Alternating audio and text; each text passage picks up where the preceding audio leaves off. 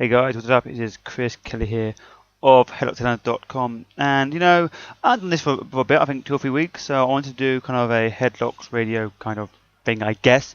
And first thing I'm going to talk about is the TNA UK tour. Now, of course, as you will know, if you've listened to me, be it on YouTube or be it on RTR, I'm a big fan of TNA Wrestling, and TNA have just announced the fan interaction tickets for their tour happening next year. It's happening in January, towards the end of January, and yes, it's Glasgow, it's Glasgow, Manchester, London, and Birmingham. The Glasgow taping will be for TV. First time they've done a live TV taping outside of America. Now the fan interaction deal is basically, I think it's like £35, and you get to meet a few wrestlers before the show. I did it this year, earlier this year, and I've been to a few TNA pay-per-views in America, so I'm kind of used to that. So when I went to the fan interaction this year in England, to me personally, it was pretty rushed. But to regular fans that don't go to TNA like I do abroad, this is basically a once-in-a-lifetime chance to meet people. Last year we had Sting, James Storm, Velvet Sky, Taryn Terrell, Jesse, Victoria, and Rockstar Spud, and the Blossom Twins were there. So far, announced for this tour, they have announced Bully Ray, Magnus, Bobby Roode, Samoa Joe, Chris Sabin, Austin Aries, Manic, aka TJ Perkins, Gunner, Storm, Gail Kim. Honestly, I don't know who's going to be on the meet and greet, but I mean, if you guys ever wanted to meet some guys from TNA Wrestling and don't go to like I do to America, this is your chance to go meet them in person. Get an autograph. I'm not sure if you can get a picture, honestly, because we weren't allowed last year. But hopefully, from my perspective, it would be cool if they changed that. If they had a few less wrestlers there, a few less fans there, and give you a bit more time to talk to wrestlers, get an autograph, get a photo, whatnot. Because that's part of fan interaction. You're meant to get a photo, you're meant to get a picture, but last year you weren't allowed photo, which to me is a bit off. But yeah, the fan interaction tickets are on sale right now. No, sorry, I lied to you. They're on sale Friday.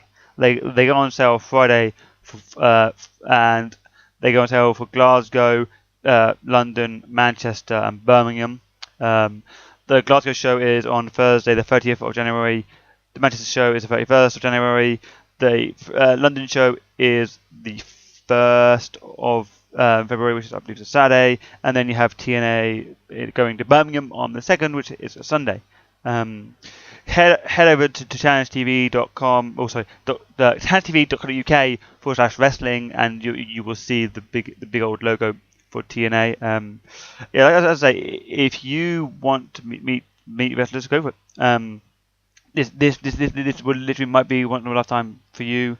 I can pretty much confirm that Jeff Hardy will not be there. Jeff Hardy can't travel to England due to his previous convictions. I mean, Jeff Hardy is a great guy. Don't get me wrong. Jeff Hardy is a fantastic guy, but his past mistakes prevent him from travelling here to the UK. So if you're a Jeff Hardy fan and you're looking to meet him, he will not be there. But yeah, check it out. These tickets go fast. So if you want to go and meet a few wrestlers, go for it. Me personally, I'm going to be at the London show. So if you're to the London show, let me know in the comment section below. Tweet me at 808Creddy, and I'll say hi to you at the London show. Sticking with TNA, I'm going to do a bit of news of the week, which I don't usually do on this thing. Now within TNA right now, there's been a restructuring of contracts and kind of they are slimming down. Reports have been saying that, money-wise, they want to try and get everyone tied down to a kind of smaller contract. And one guy that's been affected by this, according to many reports, be it PW Insider, be it Figure 4 Weekly, is AJ Styles. Now this week on Impact, last week on Impact, AJ Styles kind of did a promo where he kind of went off cue and kind of brought up this problem within TNA. And it was an awkward promo. It was pretty awkward because the crowd didn't know how to react to it. I mean, it's passionate, but it was kind of off cue at the same time. But from what reports are now, AJ Styles has signed a short-term contract with TNA to work to Bound for Glory. After Bound for Glory, who knows? Me personally, I think AJ Styles has done everything he can in TNA. If he gets a shot at WWE, that'd be fantastic. I believe he turned down WWE years ago because him and his girlfriend just bought a house and didn't want to move to. I believe it was WW, so Ohio. But personally, I think AJ Styles in WWE would work. What are your guys' thoughts? Would AJ Styles in WWE work, or would you prefer to see him stay in TNA wrestling? Another guy who reportedly might be leaving soon is one Mr. Anderson. Of course, he's currently involved in 8s. From what it looks like, the 8 might be dying at Bound for Glory because they've lost Doc, they lost Devon due to contract being up. They could leave Anderson. That just leaves Bully Ray, Knox, Garrett Bischoff, and someone else. Honestly, I can't remember. But I mean, it's been just over a year since they did this whole 18 thing. I think we will see the end of 18 at Bound for Glory. What else do we have? Apparently, now Hulk Hogan is no matter what you say, is still a big name in pro wrestling.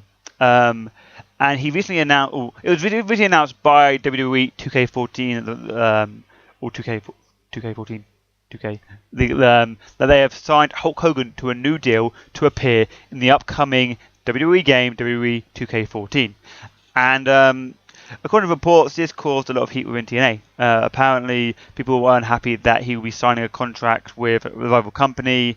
And it's funny because I saw on Twitter, Bischoff was like, the internet dirt sheets are trying to stir this up. There's no heat between Hulk and TNA. Hulk Hogan never signed a new deal. Now, if you look into this, Hulk Hogan had to sign someone within the Hulk Hogan camp had to sign the deal because Bishop Petty said that the contract carries over from All Stars, but that doesn't work. That doesn't work at all because this is a different game company. Because the contract that they signed with All Stars wouldn't be valid for the contract for 2K14 because one was THQ, one is 2K. So someone in the TNA company, in the Hulk Hogan company, had to sign off on this deal. And, I don't think it's bad. I mean, people might Google Hulk Hogan and say, what is Hulk Hogan doing now? Because Hulk left WWE in 2009, if not before that. So people literally have no idea what he's doing now, I guess. And people might tune into Impact. So whilst I get it could be a negative thing, it's also a good thing because fans might try and find out what he's doing. Okay, what do you guys think about this? Should there be heat within TNA for Hulk Hogan, or is Hulk doing best for business for him? I just saw that they were talking about Hulk Hogan wrestling a match at Bound for Glory. I hope not. Don't get me wrong. Hulk Hogan is a legend. No matter what he's done in recent time, he's still a legend within wrestling. But I wouldn't want to see Hulk Hogan wrestle. I definitely don't want to see Hulk Hogan vs. Bully Ray. That's one thing I do not want to see. Just because he can't drop the leg. Last time they were in London for the UK tour, the fans were begging for the leg drop, and he didn't do it. So personally, I would not want to see Hulk Hogan wrestle. But he might end up wrestling a tag match, which once again I don't care for.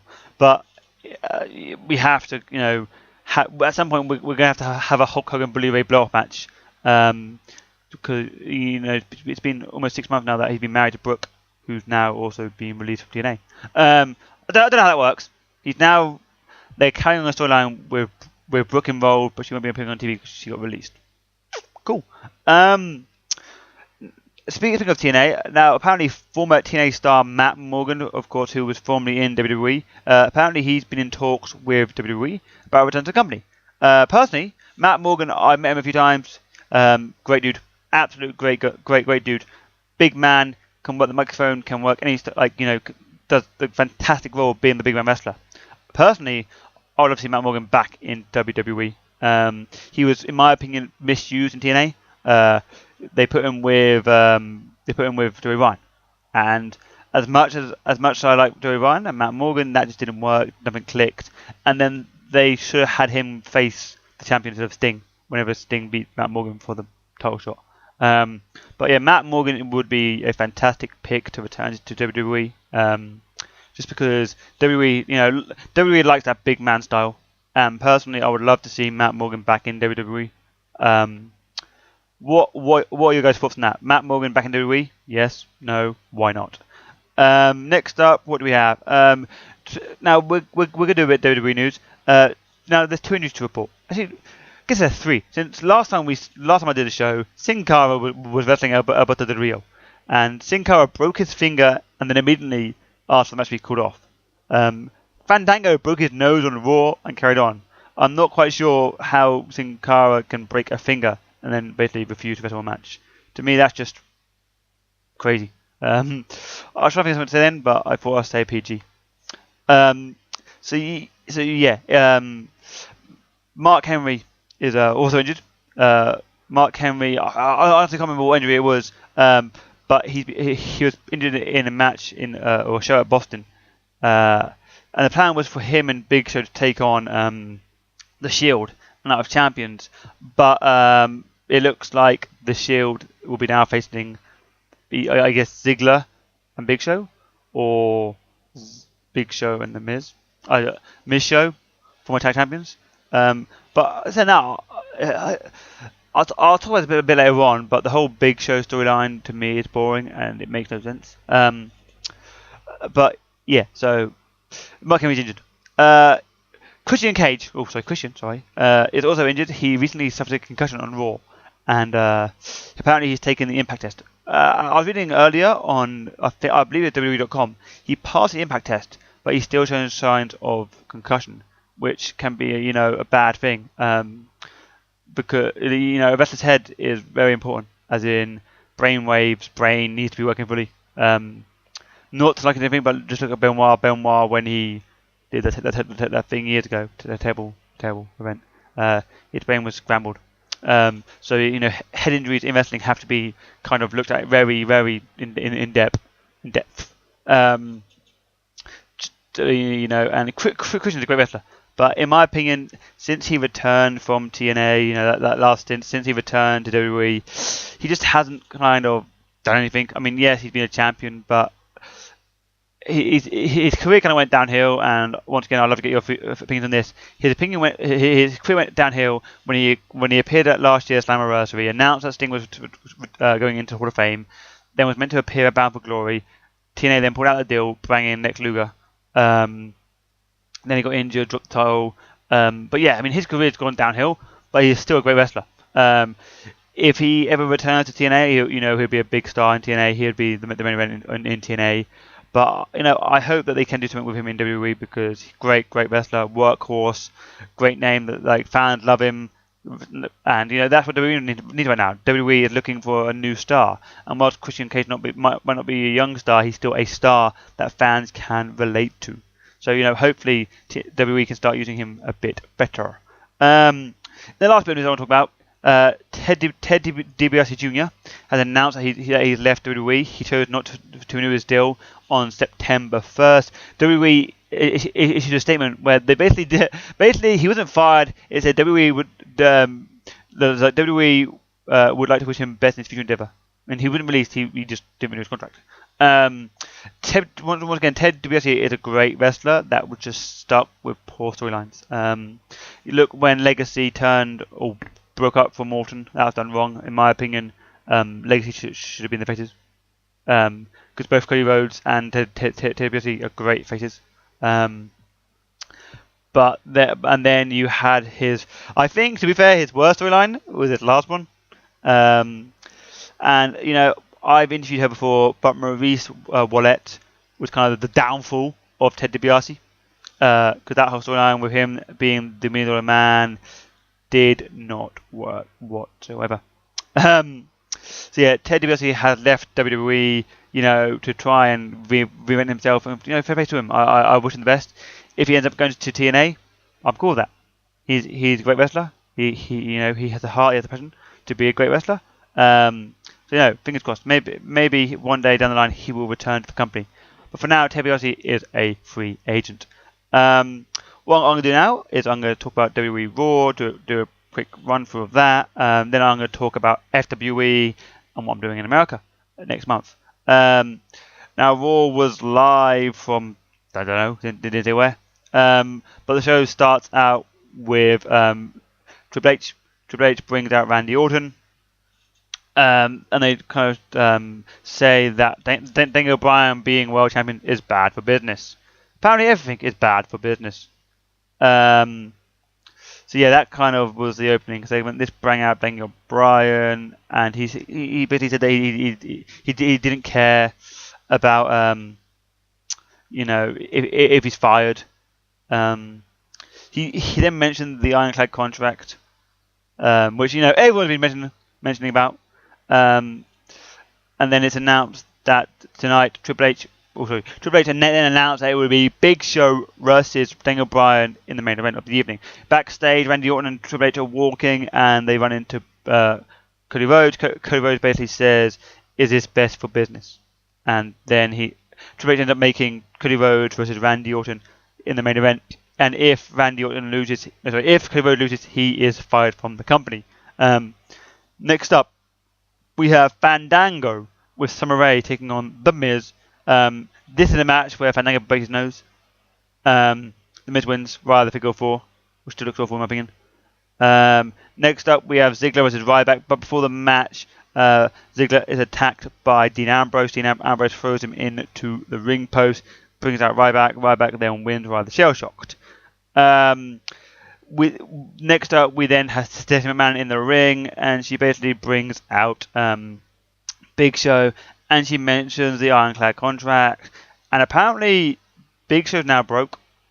Now this to me seems very familiar. Shawn Michaels, JBO, anyone being broke, having to wrestle.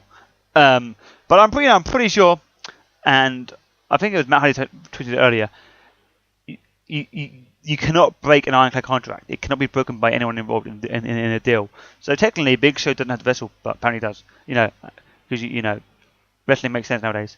So yeah, basically, Stephanie was like, tonight you will wrestle Daniel Bryan. Next up, we have 3MB versus Darren Young and Titus O'Neil. Titus O'Neil wins after a bumper kind of move. It looks like those two are being groomed to face the Shield and Night of Champions. Do I see new champions? No, I don't see new champions. But hell, it's good to see a tag team actually being pushed in the company. Next up, we have Cody Rhodes versus Randy Orton. In my opinion, match of the night.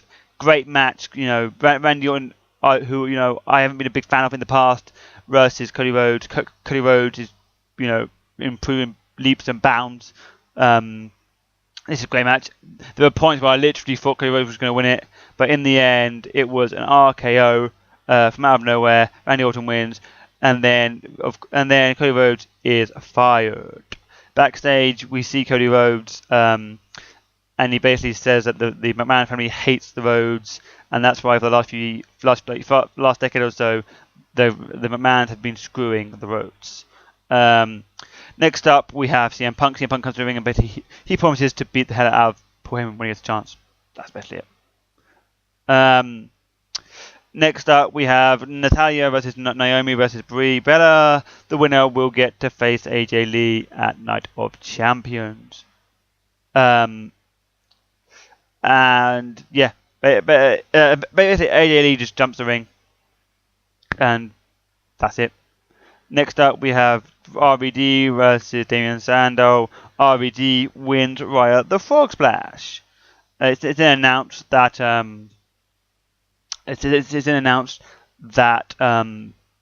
AJ Lee will defend her belt at Night of Champions against all three wrestlers from earlier, so Natty, Naomi, and Brie. Next up, we then have Big Show versus Daniel Bryan. At first, Big Show doesn't want to wrestle; he keeps refusing.